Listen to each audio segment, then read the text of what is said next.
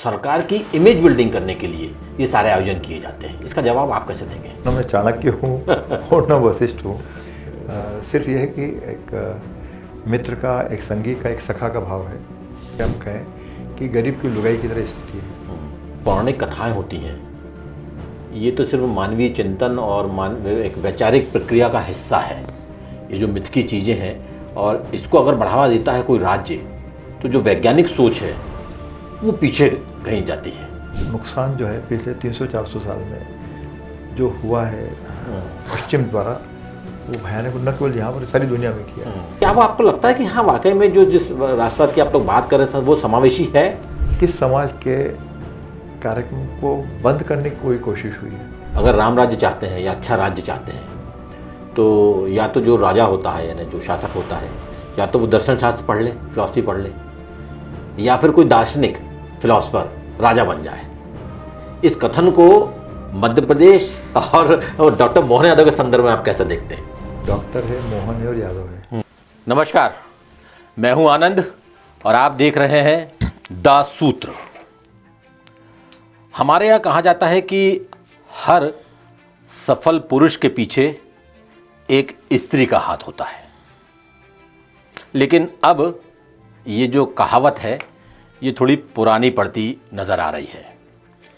जो हमारे मैनेजमेंट के स्टूडेंट्स हैं, जो मैनेजमेंट गुरु हैं, वो कहते हैं कि हर सफल व्यक्ति के पीछे स्त्री का हाथ हो या ना हो, सलाहकार की सलाह ज़रूर होती है। और ख़ास तौर से अगर हम राजनीति की बात करें, तो जो अच्छे राजनेता हैं वो ये मानते हैं कि पॉलिटिशियन को लीडर बनाने के पीछे जो दिमाग होता है वो सलाहकारों का होता है। अब ये कितनी बात सही है, इसी मुद्दे पर चर्चा करने के लिए आज हमारे साथ ऐसे ही एक सलाहकार हैं। मैं सबसे पहले आपका उनसे तारुफ करा दूं। आज हम हैं मुख्यमंत्री डॉक्टर मोहन यादव के सांस्कृतिक सलाहकार श्री राम तिवारी जी के साथ। तिवारी जी, आपका बहुत बहुत स्वागत है। आपका मैं यहीं से अपनी बात शुरू करूंगा और पहला सवाल मेरा यही रहेगा कि जो आपकी सांस्कृतिक सलाहकार की जो भूमिका है, तो ये सिर्फ वैचारिक मार्गदर्शन रहता है, आपका सलाह रहती है, या इसमें कुछ नीतिगत और प्रशासनिक फैसले भी आप लेते हैं? एक तो सलाहकार शब्द तो ठीक है, एक तरह से सत्संग वाला विषय है जी। क्योंकि संयोग से जो मुख्यमंत्री हमारे हैं डॉक्टर मोहन यादव, वो पढ़े लिखे आदमी हैं और स्वाध्याय में और तमाम जो विषय हैं उनकी खुद की रुचि भी है। तो बहुत सारे विचार उनको आते हैं, जैसे ये विक्रमोत्सव का विचार है, या कई तरह की चीज़ें हैं। इवन विक्रमादित्य शोधपीठ का जो गठन था, जब तो वो साधारण नेता ही थे, वो उज्जैन विकास प्राधिकरण के अध्यक्ष थे जी, तो उनके दिमाग में कुछ उपजता रहता है। और कई बार मुझे लगता है कि यदि वो राजनेता न हुए होते तो मैं मजाक में कहता हूँ कि फिर वो हम लोगों की छाती पे दोंदड़ा मचाए होते, मतलब साहित्य और कल्चर और अध्यात्म का काम कर रहे होते। अच्छा, वो उसमें उनकी गहरी रुचि है। तो ठीक है, वो संयोग से राजनीति में है, राजनीति की तरफ उनकी कदम उठ ही गए हैं, लेकिन उन्होंने अभी भी स्वाध्याय नहीं छोड़ा है और तमाम विषयों में थोड़ी गहरी रुचि। एक तो होता कि सुपरफिशियल की, ठीक है आपने अखबार पढ़ के एक धारणा बना दी, तो वो गंभीर स्वाध्याय के माध्यम से वो करते रहते हैं। तो ये ठीक है कि सरकारी भाषा में सलाहकार या फलाना लिखा ले, ठीक है, लेकिन मुझे लगता है कि एक मित्रता का भाव या बड़े सम्मान वो देते हैं तो एक सम्मान का रिश्ता, लेकिन तुम्हें जो विषय है उसमें कुछ बात वो कहेंगे, कुछ बात वो सुनेंगे, कुछ बात मैं कहूँगा, कुछ बात वो सुनेंगे। लेकिन अभी मेरे सवाल का उत्तर नहीं मिला कि ये सिर्फ वैचारिक आपका मामला रहता है या नीतिगत और प्रशासनिक फैसले भी आप लेते हैं? ना मुझे नहीं मालूम। देखिए, एक ज़माने में तो जो होते थे वशिष्ठ हैं या और जो दूसरे थे, तो वो उनके निर्णायक फैसले होते थे। चाणक्य हैं तो न मैं चाणक्य हूँ और न वशिष्ठ हूँ। सिर्फ यह है कि एक मित्र का, एक संगी का, एक सखा का भाव है। और कहीं लगता है कि हाँ ये कहीं उनको किसी चीज़ से तकलीफ़ हो सकती है या कोई आशंका है, तो उसके बारे में चर्चा कर लेता हूँ। वैसे मेरा सवाल तो दूसरा था, जो मेरी तैयारी थी, लेकिन अब आपने चूंकि मोहन जी की बात छेड़ दी है और अभी वो हमारे साथ है नहीं, कभी मौका लगेगा हम उनसे ही बात करेंगे। एक तो पहलवानी करते हैं, सब लोग को मालूम है, तो ये पहलवानी और पढ़ाई लिखाई, इसका कॉम्बिनेशन ये कुछ तरह समझ में नहीं आता, एक बात। और दूसरी बात ये कि इतनी व्यस्तता के बावजूद क्या अभी भी वो पढ़ने लिखने का समय निकाल लेते हैं? मैं इसलिए आपसे पूछ रहा हूँ, संदर्भ आपको खड़ा करता हूँ। अर्जुन सिंह जी को हम सब लोग जानते हैं, बड़े नेता थे कांग्रेस के। उनके बारे में कहा जाता है कि वो रात के चाहे 1 बजे सोने जाएं, चाहे 2 बजे सोने जाएं, लेकिन रात के वो उनका 1-1.5 घंटे का, 2 घंटे का अध्ययन होता ही होता था। तो मोहन जी पढ़ने का समय कब निकाल पाते हैं? जैसे अर्जुन सिंह जी निकालते होंगे या पंडित जवाहरलाल नेहरू निकालते होंगे, मेरी सॉरी, कि जैसे मजाक में ही कहता हूँ, उनसे ये कहा है कि उनके नाम के 3 हिस्से हैं, डॉक्टर है, मोहन है और यादव है। डॉक्टर पढ़े लिखे हैं जी। मोहन है, वो मुस्कुरा के, मोहन है, उसे दिल भी जीत लेंगे, सब है। और कई बार जब कठोर होना है तो फिर वो यादव भी हो जाते हैं, हमने देखा भी है। दूसरी बात, पढ़ने के लिए जो समय निकालना है, तो जैसे उनकी जो मैंने महसूस किया है, दिनचर्या उनकी बहुत नियमित है। अच्छा। एक कि योगाभ्यास करना है या एक्सरसाइज करना है, करना ही है। शाम रात को, जैसे अब तो मुख्यमंत्री निवास में है, तो मुख्यमंत्री निवास काफ़ी बड़ा है, तो रात को 2-3 फेरे लगना है पैदल पैदल उनके। अच्छा। और मुख्यमंत्री आवास का मुश्किल ये है कि वो उतार चढ़ाव वाली उन्हें प्लेन सरफेस नहीं है, तो कहीं आपको घाटी चढ़ना भी है, कहीं उतरना है, जो भी है तो करना है। दूसरा स्वाध्याय, तो स्वाध्याय का मतलब अखबार पढ़ना नहीं है, तो गंभीर किताबें हैं, जो भी रेफरेंसेस हो वो मांग लेंगे, देख लेंगे और करते रहते हैं। और तीसरा जो है खान पान, तो क्योंकि तो खान पान में भी संयम है, और उन्हें शाकाहारी तो हैं, पर शाकाहारी के साथ साथ तला फला या इस तरह की जो जो चीज़ें एक तरह से प्रमाद पैदा करें वो नहीं है। तो खिचड़ी खा ली, या बाजरे की खिचड़ी हो या खिचड़ी होगी, या और जो सादा खाना है। और शाम को 7 बजे के बाद सामान्यतः भोजन नहीं होना है। बड़ी बात। तो ये जो संयम है, तो मुझे लगता है कि इसके परिणाम मिलते ही हैं। तो हम देख भी पा रहे हैं कि भाई 60 साल की उम्र में भी उनके हाथ पांव मजबूत ही हैं और मेहनत भी करते हैं। चलिए लौटते हैं आपकी तरफ अब। तो मैं आपसे जानना चाहता हूँ, आपने जैसा आपने खुद भी बताया कि वो आपका बहुत सम्मान करते हैं, बिल्कुल आप पारिवारिक बिल्कुल आपसे रिश्ते हैं, आप बहुत नज़दीकी उनके माने जाते हैं। इस वक्त यानी जो चुनिंदा लोग हैं जिनकी हम लोग बात बतौर पत्रकार वो करते हैं कि भाई मुख्यमंत्री की किसकी बात सुन रहे हैं, तो उसमें आपका नाम काफ़ी ऊपर आता है कि यार श्री हेमंत तिवारी जी की बात मानते हैं। तो क्या आपकी कोई सलाह कभी आपकी ऐसी भी होती है कि सरकारी आयोजन रुक गया हो या हो गया हो? दोनों चीज़ें पूछ रहा हूँ आपसे कि यार ये नहीं होना चाहिए। मेरा ख्याल है, मैं तो 79 से नौकरी कर रहा हूँ जी। माननीय अर्जुन सिंह जी और उसके बाद तमाम सारे बड़े कद्दावर नेता मुख्यमंत्री रहे, तो मुझे ध्यान नहीं कि कभी मेरे किसी कार्यक्रमों को कभी किसी ने निरस्त किया हो, तो न मोहन जी ने किया। और बल्कि मैं बात वही कह रहा हूँ कि इनके साथ तो जो रिश्ता है कि भाई जो बात इनको कहना है कि ये ऐसा करना है जी, तो वो बातचीत या सत्संग की बात तरीका ही वो है कि 2 बात मुझे लगता है कि है इसमें ये कमी है, ऐसा करना चाहिए, या उनको लगता है कि ये कमी है, वो करना चाहिए। तो मुझे मेरी जानकारी तो नहीं है, न मेरे ख्याल में है कि कभी इनने भी रोका हो। और आपने कभी रोका हो कि यार आयोजन नहीं होना चाहिए? ऐसा कुछ विषय आया नहीं, क्योंकि देखिए एक तो क्या है कि वो हैं मुख्यमंत्री जी, और उनका फलक जो है मेरे काम से 1000 गुना बड़ा है। 1000 तरह के लोग आते हैं जो इन्फ्लुएंस भी करते होंगे, उनके मित्र भी होंगे, संगी साथी भी होंगे, अधिकारी भी होंगे, सब होगा। तो मेरे लिए तो यही आनंद है कि भाई जितनी बात मैं करता हूँ उसका सम्मान बना रह जाता है।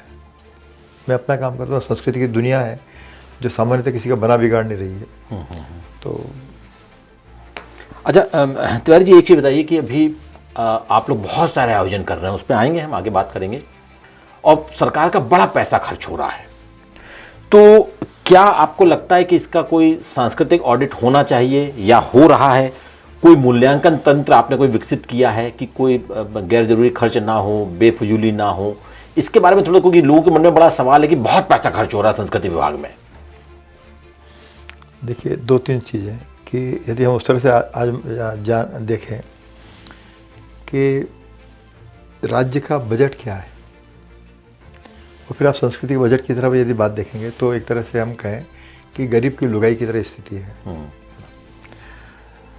और हम कहें कि हम सबसे छोटे या दरिद्र विभाग हैं तो कोई दिक्कत नहीं।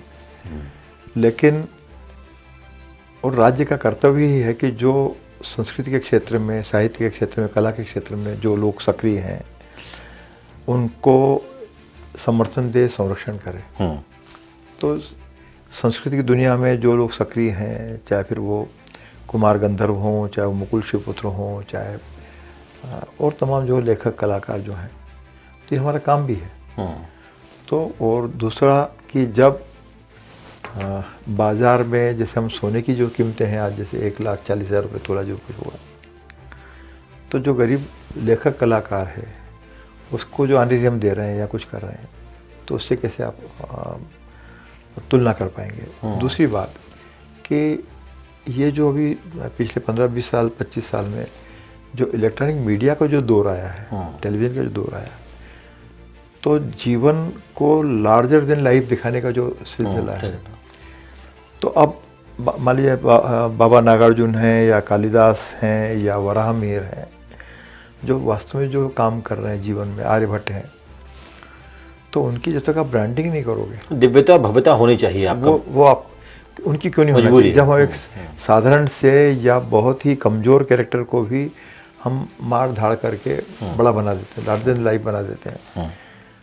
तो जो वास्तव में जिन्होंने समाज का विकास का काम किया है और समाज को विस्तार देने का, मजबूती देने का काम किया है, संरक्षण देने का काम किया, उनके लिए यदि 2 पैसे खर्च भी हो गए तो जरूरी नहीं मानते तो हाँ, वो सवाल ही नहीं है और वो करना चाहिए। अच्छा, कुछ आलोचक ये भी बोलते हैं कि एक विशेष विचारधारा को आगे बढ़ाने के लिए और सरकार की इमेज बिल्डिंग करने के लिए ये सारे आयोजन किए जाते हैं, इसका जवाब आप कैसे देंगे?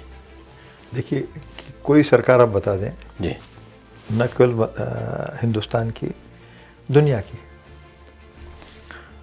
तो सारे जो काम है, चाहे वो इंडस्ट्री हो, चाहे वो जल संसाधन हो, चाहे एग्रीकल्चर हो, चाहे संस्कृति हो, जी, सारी गंगोत्री तो वहीं जाती है कि आपको पर्टिकुलर जो बॉस है उसकी चिंता करना, या जो विचारधारा को जो निर्माण कर रहा है, चाहे वो अमेरिका हो, चाहे रशिया हो, ये तमाम बात कर सकते हैं। लेकिन चूँकि हम एक डेमोक्रेटिक सोसाइटी में हैं तो ऐसा भी नहीं है। और आप ये देखें कि जैसे मैं 79 से नौकरी कर रहा हूँ जी, तो सब तरह के लोग हैं, कुमार गंधर्व हुए हैं, बाबा नागार्जुन जिनका मैंने जिक्र किया, ऐसे तमाम लोग हैं जो कभी विचार की दृष्टि में कभी इस तरफ है, कभी उस तरफ है। तो सामान्यतः मेरी जानकारी में नहीं है। और हम जैसे उल्टा देखें कि इसे सरकार, मध्य प्रदेश सरकार ने ही लगभग 1981 से सम्मान देने का काम शुरू किया, कालिदास सम्मान सब शुरू किया। तो कभी मैंने भी बहुत लगभग जब नौकरी में था तो 12-15 साल तो मैंने उसी का काम किया, पर कभी किसी ने मुझे, चाहे वो मुख्यमंत्री हों चाहे कोई हो, टोका नहीं कि ये इसको क्यों दे दिया, उसको क्यों दे दिया। हाँ, ये बात है कि हमको भी समझाने की ज़रूरत है। कई बार ज़रूरी नहीं कि जो हर राजनेता है वो जानता ही हो कि ये आदमी योग्य है नहीं, लेकिन कभी भी नहीं। तो सब तरह के उनने के साथ काम किया, बीजेपी की सरकार में भी किया। बीजेपी सरकार में भी मेरे लगभग 2003 से मैं सक्रिय रहा हूँ। ये ज़रूर होता था कि हर बार जब सरकार बदलती थी तो ये लगता था कि ये आदमी कांग्रेस का है, बीजेपी का है, कम्युनिस्ट पार्टी का है, उसका आनंद है। लेकिन 4 दिन बाद फिर लगता है कि नहीं, इसका कोई लेना देना नहीं किसी चीज़ से, क्योंकि संस्कृति का काम, मेरा मानना है कि यदि आप संस्कृति का काम कर रहे हैं तो कोई दिक्कत नहीं है, कोई किसी को रोकता नहीं है।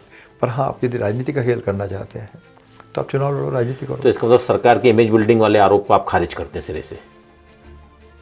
समाज में आरोप की तरह बात है तो उसको मैं समझने की स्थिति में नहीं हूँ, लेकिन आलोचना की तरह ले लेते हैं अपन इसको। नहीं, राज्य जब काम करता है, कोई भी हो, जी, चाहे वो 1947 की हमारी सरकार रही हो, पंडित जवाहरलाल नेहरू वाली, या आज की बात हो, तो राज्य का काम है समाज के उत्कर्ष के लिए करना, माने हम चुनते ही इसलिए हैं। तो उसमें जो वो भला काम कर रहे हैं उसको वो अपने पक्ष में उपयोग क्यों न करें, क्यों नहीं करना चाहिए। मेरे कुल मुद्दा ये कि यदि उन्होंने अच्छा काम किया है और यदि आज की तारीख में लोगों के पेट में अन्न है, शरीर पर वस्त्र हैं, सांस लेने की ऑक्सीजन है और रहने के लिए मकान है, तो ये तो होना ही चाहिए। और ये जो समझ जो देती है कि ये सब होना चाहिए, शिक्षा होना चाहिए, तो सब संस्कृति ही एक समझ विकसित करती है कि एक सभ्य और समुन्नत संसार के लिए संस्कृति के नियंत्रण जो है वो होना चाहिए। वो है भी सही, करते भी। श्रीराम जी, मैं बात करता हूँ श्री कृष्ण पाथे की। श्री कृष्ण पाथे बहुत ड्रीम प्रोजेक्ट है सीएम का, हालांकि अभी तो 2 ही साल हुए सीएम साहब को काम करते हुए, लेकिन अभी ज़मीन पे उतना धरातल पे नहीं दिख पा रहा है जितना शायद दिखना चाहिए। इसकी क्या वजह आप मान रहे हैं?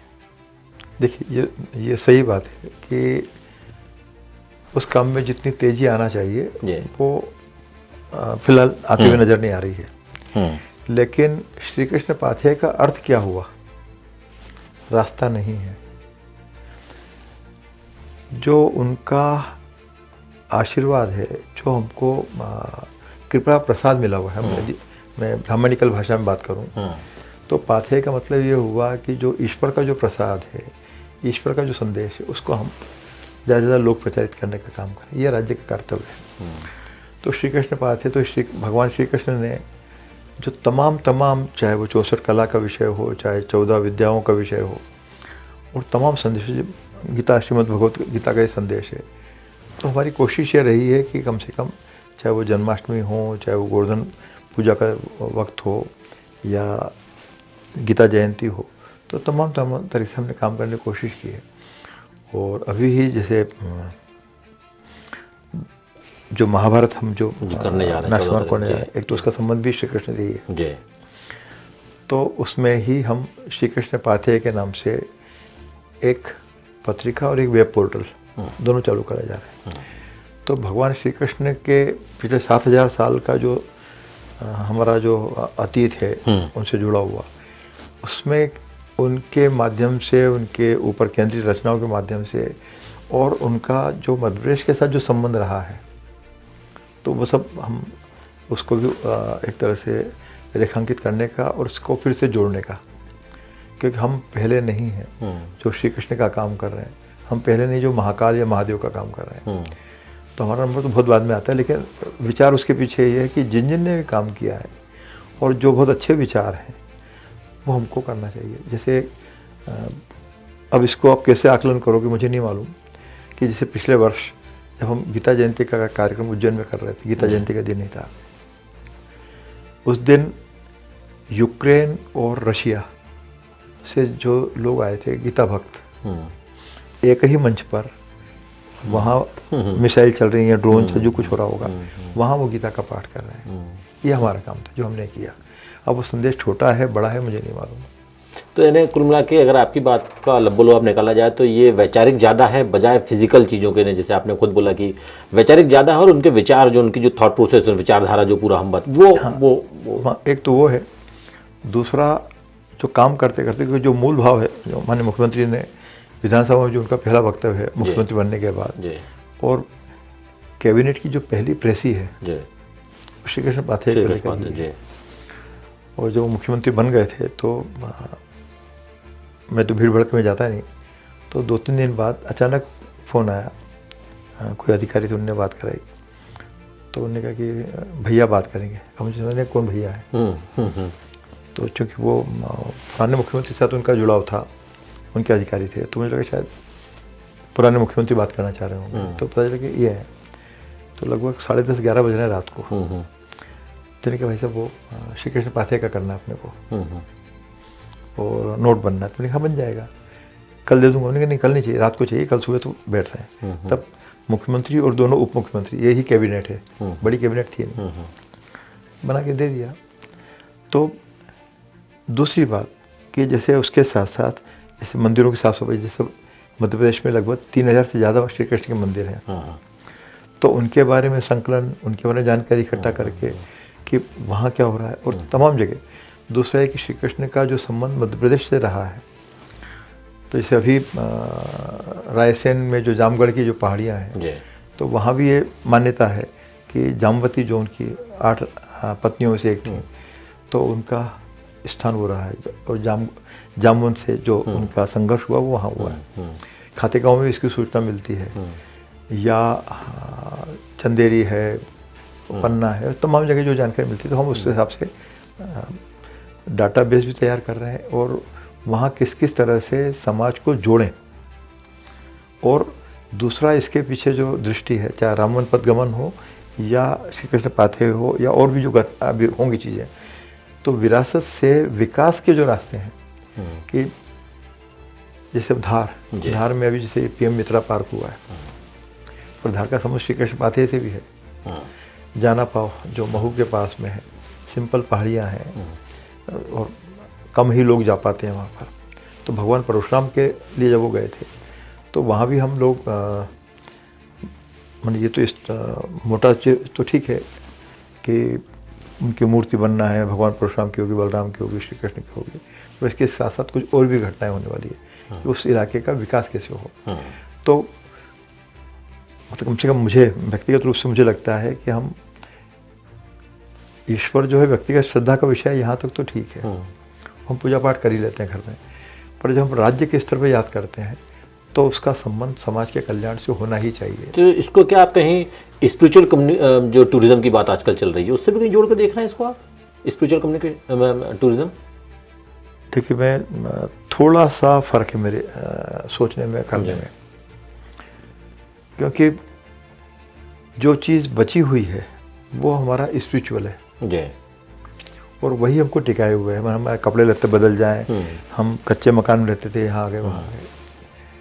बाकी जो बाजार है, बाजार वो कुछ भी हो सकता है, तो बाजार चीज़ों को बिगाड़ता है, तो उससे सचेत रहना चाहिए, क्योंकि दुनिया भर में बाजार ही है जो तमाम जगह गुलामी का कारण लेके आया है।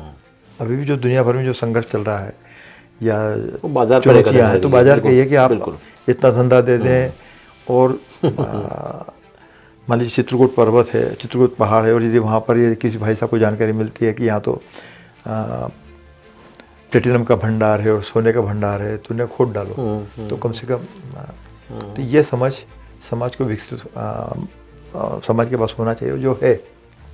तो हमारी कोशिश ये है कि हम। अच्छा, एक चीज़ और बताइए श्री राम जी कि आप गीता की बात कर रहे हैं, भगवान कृष्ण की बात कर रहे हैं, कृष्ण पाथे की बात कर रहे हैं, अगर पूरे 18 अध्याय को एक लाइन में हम समझ पढ़ना चाहें गीता में, तो बहुत उसका वो माना जाता है कि कर्म ही पूजा है, वर्क इज वर्शिप। लेकिन क्या आपको ये गैप कहीं दिखाई देता है कि जो हमारी यूथ है, हमारा जो नौजवान है, उसको हम इस लाइन का सही संदर्भों में सही अर्थ बताना और उसकी व्याख्या करना हम कहीं कहीं भूल गए? हम तो बहुत सारी चीज़ें भूले हैं सर, क्योंकि पिछले 400-500 साल में हमको लगातार एक तरह से निरक्षर और अपढ़ समाज में और मनोबल विहीन समाज में कन्वर्ट करने की कोशिश होती रही। जब हम गीता की बात करते हैं तो मैं खुद ही उसका सर्वोत्तम उदाहरण हूँ।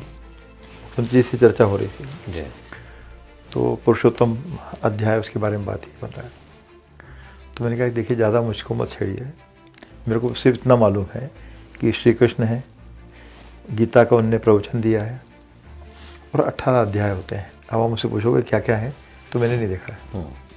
मेरे संभव मेरी बनक कुछ दूसरी थी, मैं कुछ दूसरी तरह के संसार में था, तो मैं तो मान के चलता हूँ कि जो 4-5 साल में मेरी पढ़ाई लिखाई इस तरह के विषयों में हुई है। लेकिन अंत में जो हम अपने अतीत के को समझ के उसकी ताकत को समझें और उससे क्या लाभ ले सकते हैं, जैसे इसी अर्थ में जैसे महाभारत का हम लोग आयोजन करने जा रहे हैं, तो महाभारत का मतलब मेरे लिए केवल एक 7000 साल पहले जो महाविनाश का जो संघर्ष हुआ था वो नहीं है, वो तो है ही, लेकिन उसके साथ साथ जो दुनिया भर में कम से कम 10 बड़ी सभ्यताओं का विनाश हुआ, संहार हुआ है, उसको भी समझने की ज़रूरत है कि क्या हुआ क्या नहीं हुआ। और हर बार ये लगता है कि कोई एक दैत्य वृत्ति है, एक कोई खल पुरुष है, एक देवी चरित्र है, एक खल पुरुष है, और वो सारी दुनिया को विनाश की तरफ ले जाता है। तो ये भी तो हमारी कोशिश है कि जैसे बेबीलोन की सभ्यता है जो नष्ट हुई, या इनका कल्चर है, माया कल्चर है, असीरिया है, बहुत सारे हैं, तो उनके क्या कारण थे क्या नहीं था, तो ये भी मेरे लिए एक उस तरह का अध्ययन का विषय है। लेकिन एक चीज़ मैं आपसे समझना चाहूँगा कि हम प्रोग्रेसिव बोले या सो कॉल्ड प्रोग्रेसिव बोले, उन लोग का, कुछ लोग का मानना होता है कि जो पौराणिक कथाएं होती हैं ये तो सिर्फ मानवीय चिंतन और एक वैचारिक प्रक्रिया का हिस्सा है, ये जो मिथ की चीज़ें हैं, और इसको अगर बढ़ावा देता है कोई राज्य तो जो वैज्ञानिक सोच है वो पीछे कहीं जाती है। देखिए, तैत्तिरीय उपनिषद बहुत छोटे से हैं किताब, लेकिन उसमें सारी चीज़ें आप सिर्फ डिकोड करेंगे। कॉस्मोलॉजी भी है, तमाम तरह जो आधुनिक संदर्भ है विज्ञान के, वो सब उसके जुड़े हुए हैं। ऋग्वेद में भी बहुत सारे जिक्र हैं। मुश्किल क्या हो रही है कि कहीं दूर से, जैसे हम लोग छोटे थे तो एक मुहावरा चलता था कि मतलब उसको अभी राजनीतिक बयान की तरह मैं नहीं लेना चाहूँगा, लेकिन हम जो चलता था कि सब मास्को में बरसात हो रही है तो हम यहाँ छाता लगा, ये भी हमने देखा है। दूसरा, इसको भी राजनीतिक रूप से समझने की जरूरत है कि कहीं पूंजीवाद और कम्युनिज्म एक ही तो नहीं है, एक दूसरे को ही वो सपोर्ट करके, जैसे हमारे एक लेखक हुए हैं लक्ष्मी नारायण लाल, तो जिससे आप लड़ते हो जीवन के एक समय में आप उस जैसे ही हो जाते हो। हम बहुत सारे मनोवैज्ञानिक तरीके से समझने की कोशिश लगातार उसके बारे में सोचते हुए, ये मनोवैज्ञानिक भी बोलते हैं इस बात को, क्योंकि बहुत सारे जो जैसे मान लीजिए कि पुलिस का जो काम है उसका काम रक्षा करने का है, और अंत से सत्संग किससे हो रहा है, तो सत्संग तो चोर उचक्के वालों से हो रहा है। तो कई बार ये हो जाता है कि ऐसे हर उदाहरण को देने को मिलते हैं कि हम वो दोनों एक मायने के हो जाते हैं। तो मेरा ये गंभीरता से कहना है कि कम्युनिज्म और पूंजीवाद ये दोनों एक ही आदमी के दो चेहरे हैं, और इन्होंने दोनों ने ही दुनिया का, न केवल यहाँ, हिंदुस्तान तो अपनी जगह है, मैं इसको बहस करने के लिए तैयार हूँ, तमाम जो सभ्यताओं का जो नुकसान किया है केवल एक खास तरह की धार्मिक विचारधारा को के पोषण के लिए, तो चाहे फिर वो अफ्रीका हो, चाहे लैटिन अमेरिका हो। और इसीलिए जो महाभारत की जब विचार कर रहे थे तब यही समझ में आया कि हो क्या रहा है, कौन लोग हैं जो इस काम पर पर्दा डाल रहा है। तो चाहे वो रेड इंडियन, कल की बात है भाई, 300 अमेरिका में बहुत सारे जो लोग गए हैं, तो हम सब जानते हैं कि वो किस परंपरा से आए हुए हैं। तो कोई जिला बदर है, कोई देश बदर है, कोई क्या, सबके सब जो अपराधी है वो वहाँ पर जाके बैठे हुए आज वो दुनिया को दे रहे हैं। तो फिर जो अपने विचारधारा की बात कही, तो मुझे लगता है कि अपनी ज़मीन, अपनी भाषा, अपना समाज, अपनी परंपरा के बारे में जो भी विचार हो, फिर कम्युनिज्म हो सर माथे पर, पूंजीवाद हो सर माथे पर, लेकिन जो आत्मा है वो जो हम लोग वो तो जिंदा रहे, वो नहीं है, वो उनका काम ही है। और सबसे बड़ा नुकसान जो है मेरा ख्याल है कि हम जरूर ये दोष देते हैं, बहुत सारे लोग दोष देते हैं कि साहब फलाने मुसलमान आक्रांत आए, उन्होंने ये तोड़ दिया वो तोड़ दिया, लेकिन तब भी उन्होंने जो नुकसान करना था वो कर नहीं पाए। नुकसान जो है पिछले 300-400 साल में जो हुआ है पश्चिम द्वारा, वो भयानक न केवल यहाँ पर, सारी दुनिया में किया। सारा जो जनजातीय ज्ञान परंपरा है उसको उन्होंने नष्ट किया, हमारी जो ज्ञान परंपरा है उसको नष्ट किया, उसके आधार पर वो काम कर रहे हैं। जैसे नासा ही है जो महर्षि जैसे भरद्वाज हैं जिनने वैमानिकी शास्त्र लिखा है, यंत्र सर्वस्व लिखा है, और भी काम किए हैं, उसको डिकोड करने का वो काम कर रहे हैं। हमसे कहा कि भाई साहब आप भूल जाओ, आपके यहाँ सब गधे थे, वो वहाँ ले जाके काम कर रहे हैं। उन्हीं की फाइंडिंग है कि साहब ये दुनिया को जैसे सबसे पहले कृषि योग्य बनाने की कोशिश किसने की, तो सम्राट पृथ्वी जो यहाँ से आते हैं, जैसे बहुत सारी चीज़ें हैं। तो ये अस्मिता को जगाने, स्वाभिमान को पहचानने की का संघर्ष एक तरीके से आप कह सकते हैं। बिल्कुल, वो तो होना चाहिए। और समय पर रह कर हमारा जो राजनीतिक नेतृत्व कोई भी हो, जैसे पंडित जवाहरलाल नेहरू हैं, तो आखिरकार प्रधानमंत्री बनने के पहले उन्होंने भारत एक खो जो पिता के पुत्र के नाम और हिंदुस्तान की कहानी क्यों लिखा है, उनका बड़ा काम है। तो वो भी अपनी अस्मिता की खोज में ही है। फिर एक राजनीतिक ताना बना होता है, उनकी एक नेता के रूप में सफलता असफलता अपनी जगह है, उसमें मैं कुछ टिप्पणी करने का अधिकारी नहीं हूँ, लेकिन उन्होंने भी अपनी अस्मिता की खोज के लिए, चाहे वो हों, चाहे रामधारी सिंह दिनकर हों, ऐसे तमाम लोग हैं जिन्होंने अपना काम किया है। यानी एक तरीके से आप उसी परंपरा को आगे बढ़ा रहे हैं।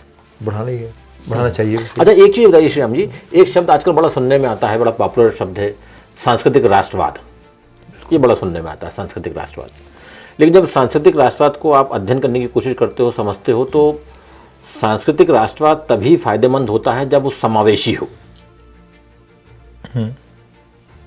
तो क्या आपको लगता है कि मध्य प्रदेश में जो, मैं मध्य प्रदेश कॉन्टेक्स्ट में बात कर रहा हूँ, मध्य प्रदेश में जो गतिविधियां चल रही हैं आपके नेतृत्व में खास तौर से, और आप लोग जितनी ताकत से लगे हुए हैं, तो क्या वो आपको लगता है कि हाँ वाकई में जो जिस राष्ट्रवाद की आप लोग बात कर रहे हैं वो समावेशी है? समावेशी नहीं है, इसका कोई उदाहरण तो दीजिए आप। मुझे तो आज तक कोई बाइबल पे कोई कार्यक्रम हो रहा हो, कोई कुरान पे कार्यक्रम हो रहा हो, कोई अल्पसंख्यक लोगों जो की परंपराओं पे कोई कार्यक्रम हो रहा हो, गुरु ग्रंथ साहिब पे कोई कार्यक्रम मुझे तो कहीं दिखाई नहीं दिया। गुरु ग्रंथ साहब पर भी हो रहा है, अभी कुछ दिन पहले ही हुआ है। और जो वीर बाल हैं, जो गुरु गोविंद सिंह साहब के जो बच्चे जिन्हें सेक्रीफाइस किया, उन पर भी हुआ है। और तमाम जैसे हम ही लोगों ने काम किया है यशोधरा के रूप में। तो मध्य प्रदेश में किन किन लोगों ने अपने खून पसीने से मध्य प्रदेश को समृद्ध करने का काम किया है, उसमें महावीर स्वामी भी हैं, बुद्ध का भी संबंध है।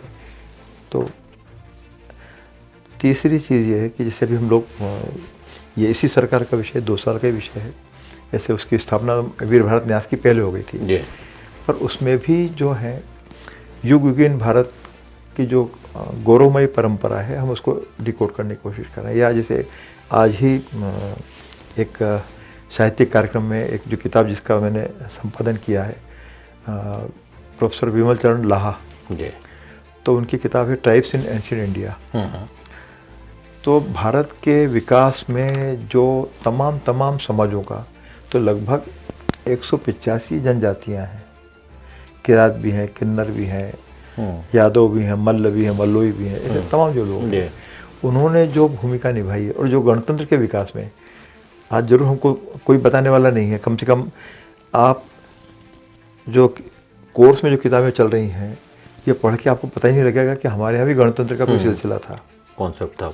बड़ी मुश्किल से वो लोग आए 2000 साल पहले तक। तो मैं तो महाभारत काल में जो लोग जनजातियाँ सक्रिय थीं, अस्तित्व में थी, तो उसमें से लगभग 80% जो जनजातीय समाज है, सब जगह जो है गणतंत्र के काम कर रहा था और समावेश के साथ काम कर रहा था। तो हमारी परंपरा तो वही है। और जिसने लिखा है, जिसने उसको डिकोड करने की कोशिश की, विमल चरण लाहा, वो खुद जो है बौद्धिस्ट हैं। उन्होंने बौद्ध साहित्य से, तो जैन साहित्य से, सनातन और वैदिक परंपरा से, सबसे जो चरित्रों को निकाल कर उनके बारे में काम किया। उसी पर हम लोग कुछ सीरीज भी कर रहे हैं, युग युगीन भारतवंशी के नाम से। तो ये तो कोई माने कहना है वो तो कोई कह सकते हैं, लेकिन और सब अपने अपने किस समाज के कार्यक्रम को बंद करने की कोई कोशिश हुई है। राजनीतिक कारण जो भी होंगे, ये सभी 2 दिन पहले मान लीजिए कि गाय के मांस के मिलने की सूचना है, तो वो एक अलग तरह की बात है, वो एक राजनीतिक घटनाक्रम है जिसको तो वो समाज उसी तरह से निपटेगा। लेकिन जहाँ तक संस्कृति की बात है, तो मुझे नहीं लगता कि कोई असहिष्णुता या उसकी कोई बात हो।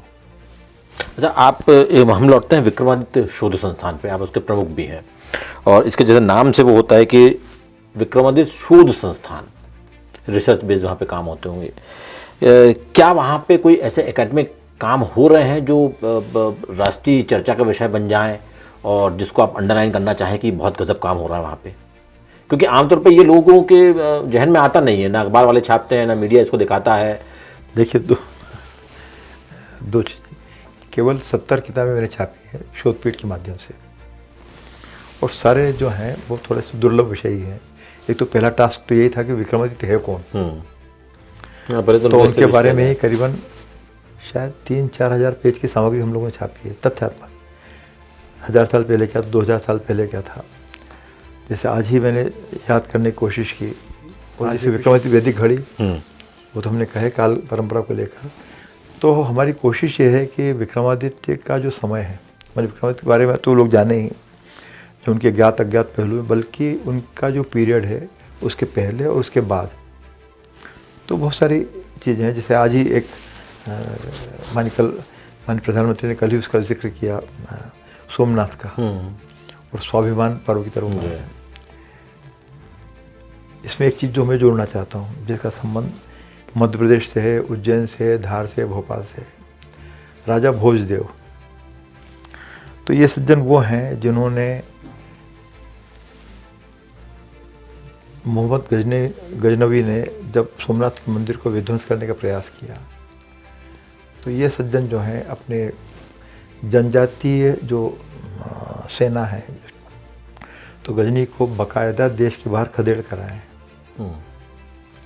तो वो कितने लोगों को पता है? ठीक बात है। हाँ, ऐसी बहुत तो ये सब काम है। जैसे राजा भोज को लेकर हमने काम किया है, विक्रमादित्य को लेकर जैसे कई बार जो वेताल 25सी और सिंहासन 32सी, उसके बाद हम इतिश्री रेवा खंडे, तो कम से कम 100 से ज़्यादा कथाएं जो है, आख्यान जो हैं, तो देश में मुल्तान में कहाँ है, मणिपुर में कहाँ है, कर्नाटका में, तो वो भी काम किया है।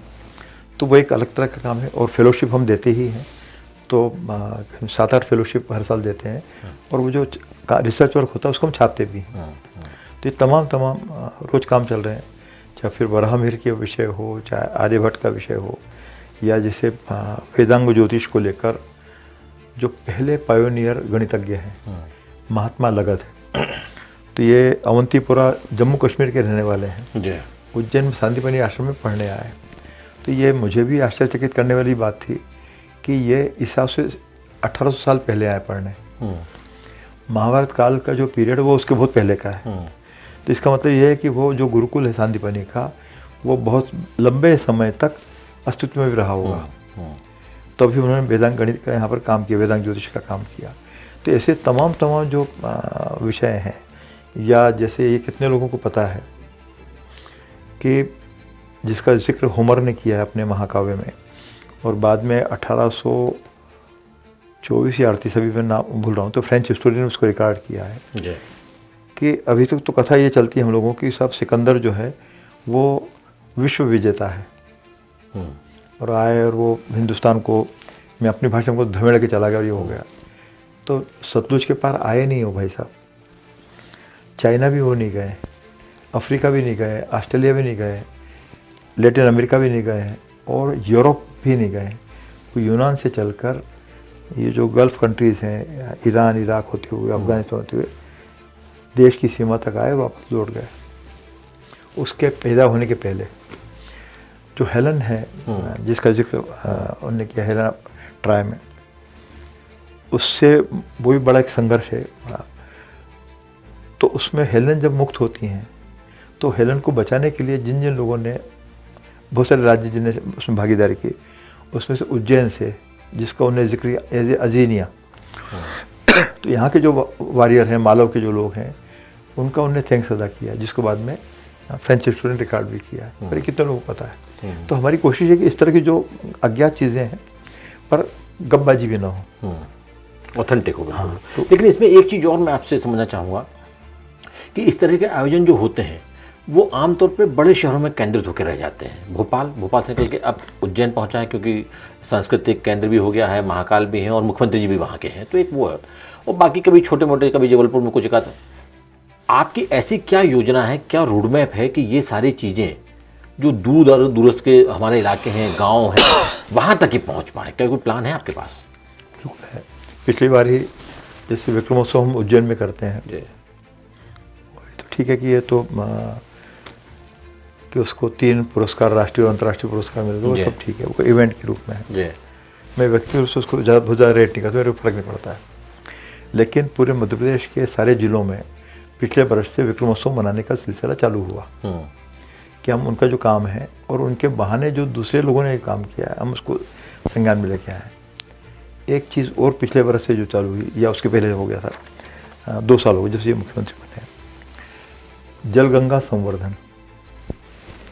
वो विक्रमोत्सव के जिस दिन विक्रमोत्सव खत्म होता है, वर्ष प्रतिपदा के दिन, उसी दिन से वो पूरे प्रदेश में जल संरक्षण को लेकर काम शुरू हो जाता है। तो उसके लिए भी हम लोगों ने बाकायदा मध्य प्रदेश में जो नदियाँ हैं, तो ये अच्छे लोगों को पता नहीं था कि हैं कितनी नदियाँ, क्यों प्रधानमंत्री या मुख्यमंत्री नदियों को मायका कह रहे हैं। तो लगभग 1000 से ज़्यादा नदियाँ हैं मध्य प्रदेश में, तो बहुत कम लोग को मालूम। तो उसकी सैटेलाइट मैपिंग करके, उसके बारे में विश्लेषण करके, जो काम किसी और का रहा होगा, पर हम कूद गए, ठीक है। तो चूँकि तो वो दूसरे जो वैज्ञानिक संस्थान हैं उनसे मिल के फिर उसको काम किया। तो लगभग मध्य प्रदेश की नदियों के बारे में, उनके अतीत और भविष्य के बारे में 3500 पेज की सामग्री हम लोग छाप चुके हैं। इस बार भी कुछ संकल्प है। तो मैंने इवेंट होना वो एक तरह की अनिवार्यता, कई बार ध्यान आकर्षण के लिए कोई जरूरी होता है, लेकिन उसके साथ साथ गंभीर काम करना भी अनिवार्य है, और वो हम करने की कोशिश करते हैं। अच्छा, मैं आपसे पूछूंगा, बहुत सक्रिय है पिछले 2 साल से, तो मैं आपको लगातार वो कर रहा हूँ, बहुत ज़्यादा सक्रिय है, लगातार कुछ ना कुछ आपके मन को सुकून पहुंचाने वाले, आपको लगता है ये मैंने सोसाइटी के लिए बहुत अच्छा काम किया। अगर मैं आपसे 1 या 2 काम पूछूं तो आप किन कामों को रेखांकित करेंगे?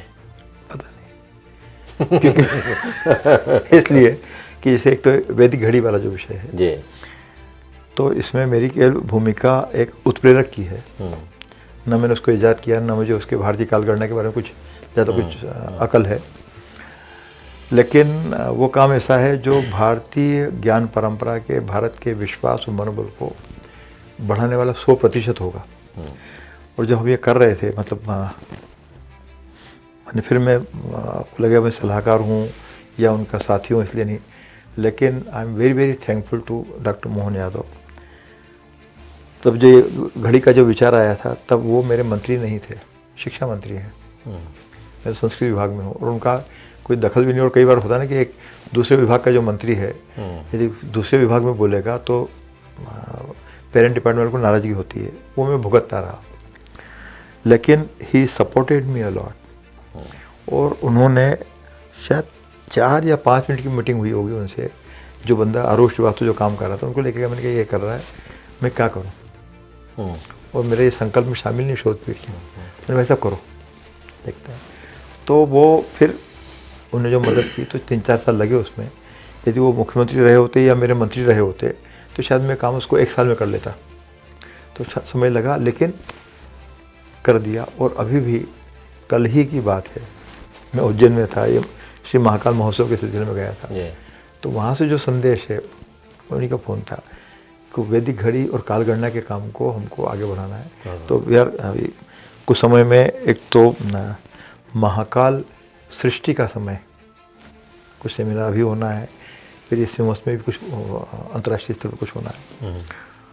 और उसी के कारण जैसे अभी 14 तारीख से हम लोग एक वेब सीरीज चालू कर रहे हैं महाकाल को लेकर। तो महाकाल मतलब जो काल का जो विषय है, और कालगणना की जो परंपरा महाकाल के वक्त से जो शुरू हुई, महाकाल भी हैं, विष्णु भी हैं, ब्रह्मा भी हैं, नारद भी हैं, पराशर भी हैं, वशिष्ठ भी हैं, आर्यभट्ट भी हैं, ब्राह्मण भी आदि। इनका जो कंट्रीब्यूशन है किस तरह से हुआ, आकाश गंगाएं हैं कितनी, लोग कितने, आदि आदि, तो ठीक है, तो वो सबका संबंध है। और हमारी जो कालगणना की जो पद्धति है, मुझे खुद को भी पता नहीं था, वो आज जाकर जो नासा जैसी अंतर्राष्ट्रीय संस्थाएं या वैज्ञानिक संस्थाएं, अब जाके वो सेकंड के हजारों हिस्से तक काम कर पा रहे हैं। हमारे तो पहले से भी जानकारी दे रहे हैं कि त्रुटि है, फलाना है, कास्ट है, तो वो उसमें आनंद आता है कि चलो आपको कुछ जीवन को सार्थक कर रहे हैं, प्रोडक्टिव कर रहे हैं, कुछ आप क्रिएटिव काम कर रहे हैं। अच्छा, एक चीज़ बताइए, आपने जैसे शुरू में व्याख्या की मिजाज को लेके डॉक्टर मोहन यादव के, कि उनका बड़ा आध्यात्म में, दर्शन में से बड़े, मैं कहीं पढ़ रहा था तो एक लाइन मैंने कहीं पढ़ी, मैंने कहा आपसे चर्चा करूँगा मैं, कि अगर राम राज्य चाहते हैं या अच्छा राज्य चाहते हैं तो या तो जो राजा होता है यानी जो शासक होता है या तो वो दर्शन शास्त्र पढ़ ले, फिलॉसफी पढ़ ले, या फिर कोई दार्शनिक फिलॉसफर राजा बन जाए। इस कथन को मध्य प्रदेश और डॉक्टर मोहन यादव के संदर्भ में आप कैसे देखते हैं? क्योंकि मामला थोड़ा व्यक्तिगत है ज़्यादा।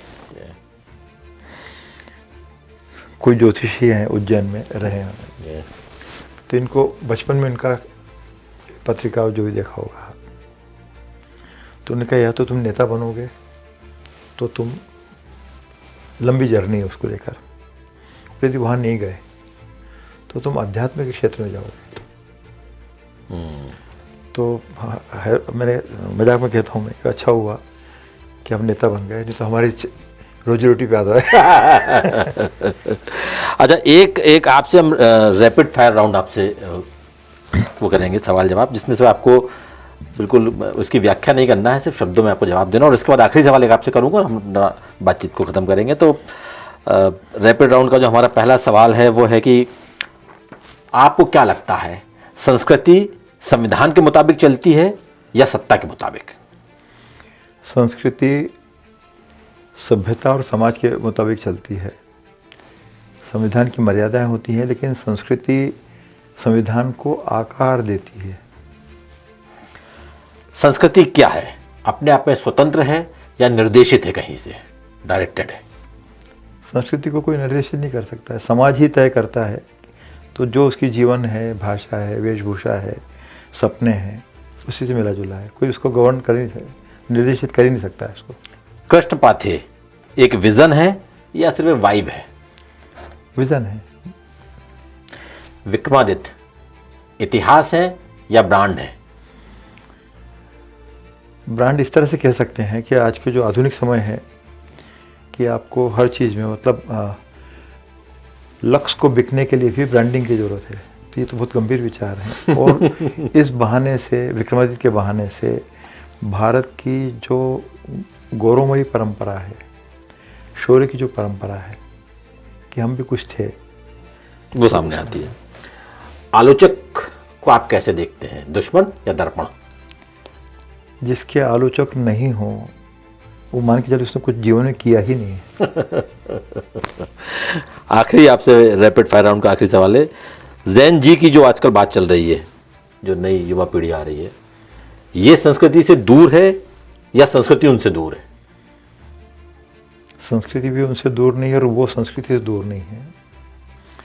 हम ही अपने बच्चों को, युवाओं को हम समझने की स्थिति में नहीं है।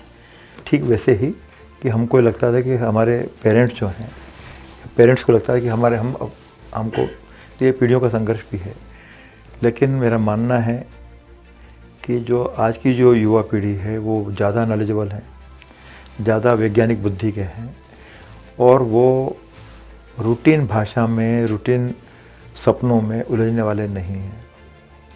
उनके जो सवाल हैं उनका जवाब देने के लिए हमारी पीढ़ी को